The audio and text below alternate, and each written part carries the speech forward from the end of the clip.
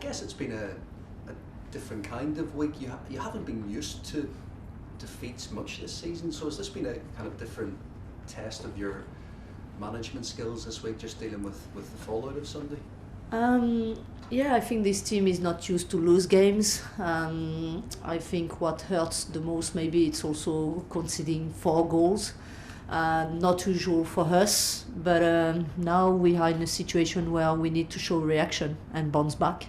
That's part of football, it's really painful, but you need to show the reaction. And the good thing is we have a game tomorrow, so it's a quick turnaround, and this game is the opportunity for us to think ahead, look at the future and be positive.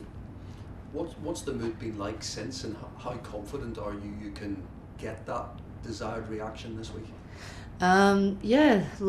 Yesterday was a difficult day for everyone, staff and players, but again, I think from this morning I just told my players, now we need to look at the future. This is the only thing we can control now, the future, and I think we need to show a reaction on the game, on the league tomorrow against Palace.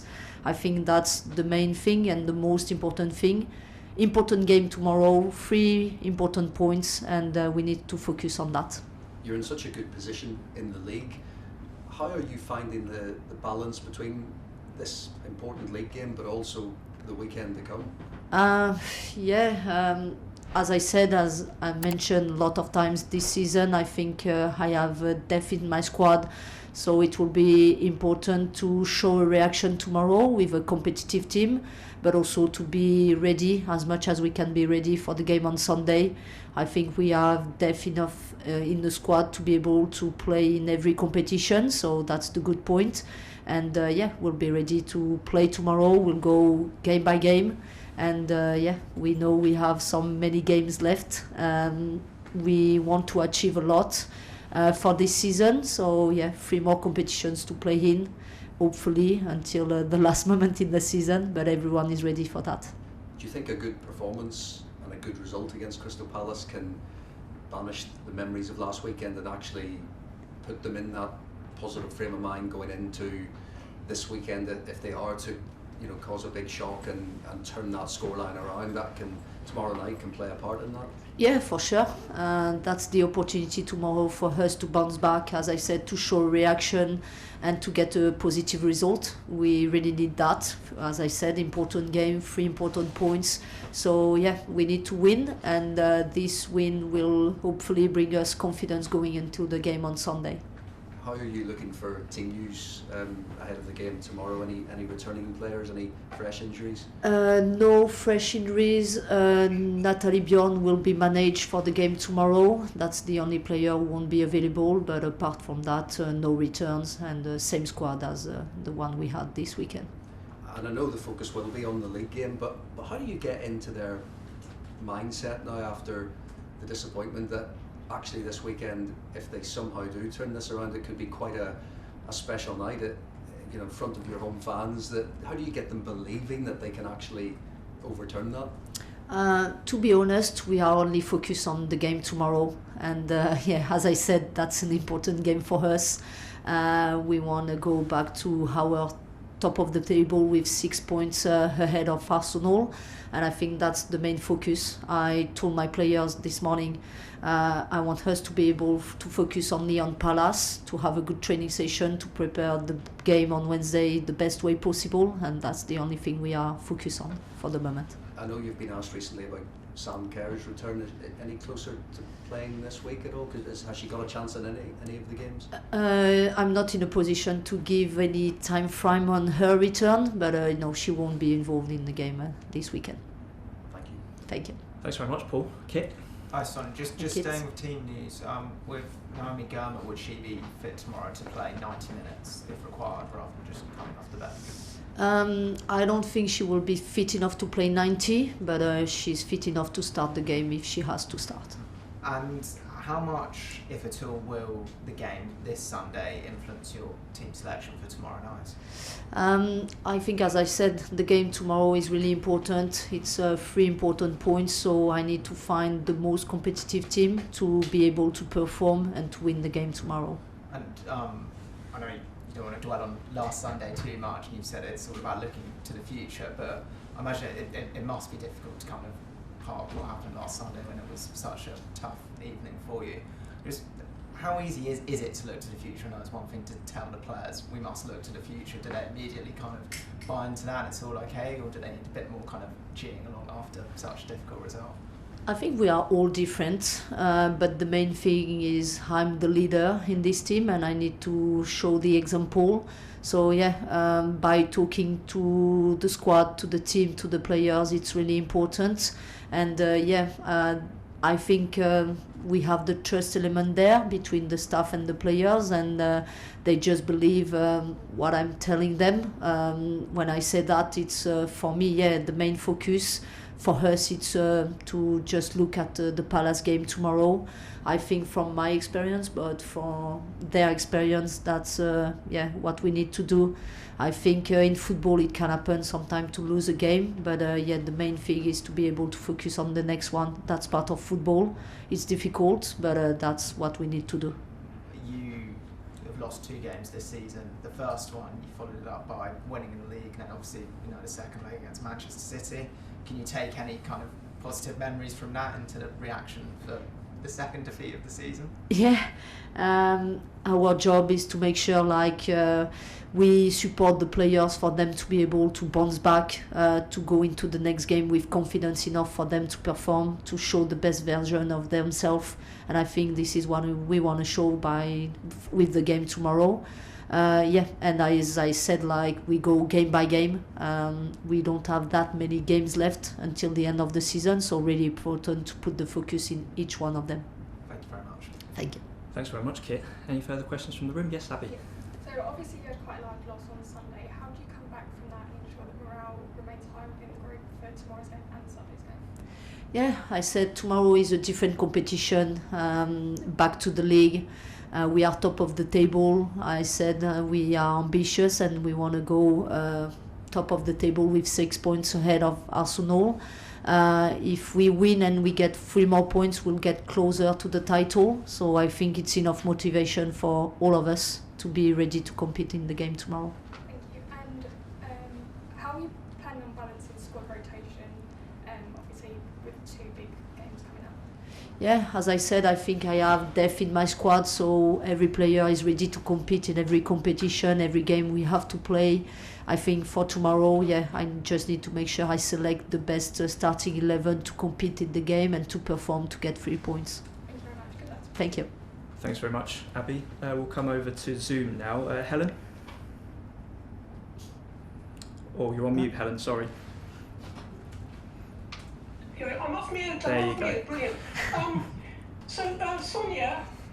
Yes. Can you hear me? Yes, I can hear you. Yeah, my name is Sonia. Yes. One of the things that's sort of coming up quite a bit now is the fact that the WSL is like the most competitive league, I think, in Europe. It's considered to be, and you've worked in the French league as well. And even though the French and the Spanish leagues aren't as competitive, Palace almost got past you. It was 1-0 when you played them in the cup. They seem to be able to somehow manage to win in the Champions League. They seem to be in that, even though they haven't got such a competitive league. And it seems sort of counterintuitive that they've got less competition, but they seem to be more competitive, if you know what I mean. Yes. I understand your question and that facts. I agree with you.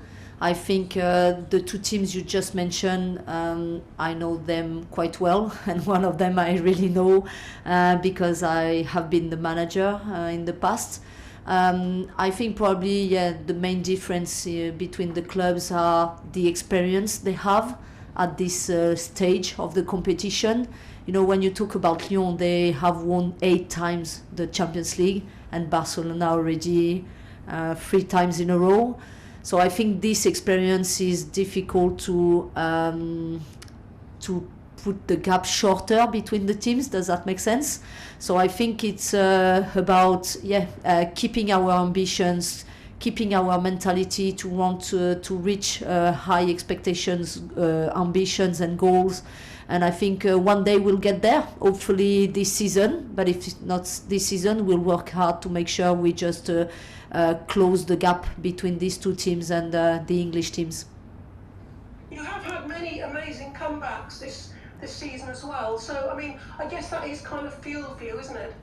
Yeah, I think we were in different situations where we find a way to come back even when it was difficult. So yeah, going into the next game, we'll use that experience to make sure we are able to turn things around again. And I will never give up, and I think my players will never give up. This is our mentality. So even when it's tough, we need to show, we need to perform, and we need to bounce back. So this is our mentality. And the last question from me is, can you maybe, in the game against Palace tomorrow, can you try a few things ahead of the Barcelona game that might be a different approach? No, to be clear, as I said, like the game tomorrow is really important. So we need to focus on that game, make sure we get the game plan right again, make sure I give the confidence to my player to execute that game plan, and we win the game against Palace. And after, it will be time for us to focus on the Barcelona second leg. Thank you very much. Thank you. Thanks very much, Helen. We'll come across to Amy, please. Hi, Sonia. Hi. I just wanted to ask, I know the club gave an update on Lauren James a few days ago. I just wondered, I imagine there's not much you can say on timeline and things like that, but is it something that concerns you, the injury, or do you think it is something that is pretty straightforward and she'll come back from quite well? I think she'll come back quite well from that injury. It just takes time because hamstrings in women's football are quite sometimes big injuries. But I think Lauren will be fine. It's difficult to put a timeline because everyone is different, and in the rehab I think everyone can react in a different way, but I'm not concerned about LJ. She will be back. It's just a question of time. And just another one on fitness, I just wondered what the latest was with Sam Kerr and whether you'll think we'll see her again this season, or if that might just be one for next year now. Difficult one for me to say because again everyone is different, everyone reacts differently, so Sam is progressing in her rehab, but I don't have enough elements to say if we will see her this season. Hopefully yes, but it's difficult for me to say. Thank you, Sonia. Thank you. Thank you. Thank you very much, Amy. Do we have any further questions from Zoom? Yes, Emmanuel, go on. Yes, good afternoon, Sonia. Good afternoon. So there has been a lot of chat today, and obviously in recent days about the defeat. But the reality is, when you still look at the season that the teams had, you've won the League Cup, you have an 85% win record. So there still has been a lot of really good things to take away from this season, irrespective of how the second leg goes. So with everything that's kind of been said in mind, how much of what you're doing ahead of Palace and eventually when it comes to the game against Barcelona, it's just about re-emphasising and reinforcing how well your players have played this season and just trying to continue doing the right things? Yeah, it's as I mentioned, it's always tough to lose, especially when you are Chelsea, because it's not something you experience a lot, but it's part of the process. Sometimes you need to recognize, like on the game on Sunday, we were not good enough to perform better and to get a better result. And after that, it's like being able to analyze that and taking the facts and going into the next games with positivity, confidence and trust. I think, as you just mentioned, we are still fighting for 3 other competitions, and that's facts. So at the moment, we are like quite positive because we know we are already doing well. We want to do better, and we want to win even more trophies. We are in a situation to do that, so that's positive, even if the last game was tough. But again, we need to stay positive. I think the season has been good. We are in the decisive moment of the season where you need to show how good you can be and how much you can win, and I think that's about it. And just one more from me. So obviously Crystal Palace coming up. What specific challenges do you expect that they will pose to you and your players when you encounter them again? As probably you remember when we played them in the FA Cup quarter-final at home, I think we won by only 1 goal. We scored 1 goal. We created many opportunities, but we were not able to score more goals. I think they have a team who is really well organized defensively, and they are waiting to transition on us with some quick players up front. So this is what we expect for the game tomorrow. Always difficult when you play a low block. You need to make the difference. You need to be clinical to score, and don't give any hope to this team. And if they have the opportunity to transition, they will be good enough to do that. So we need also out of possession defensively to be strong enough not to concede any goal. Thank you. You're welcome. Perfect. Thanks very much, Emmanuel. I think that's all the questions. So thank you to everyone on Zoom and everyone in the room for joining us. We'll leave it there. Thank you. Thank you.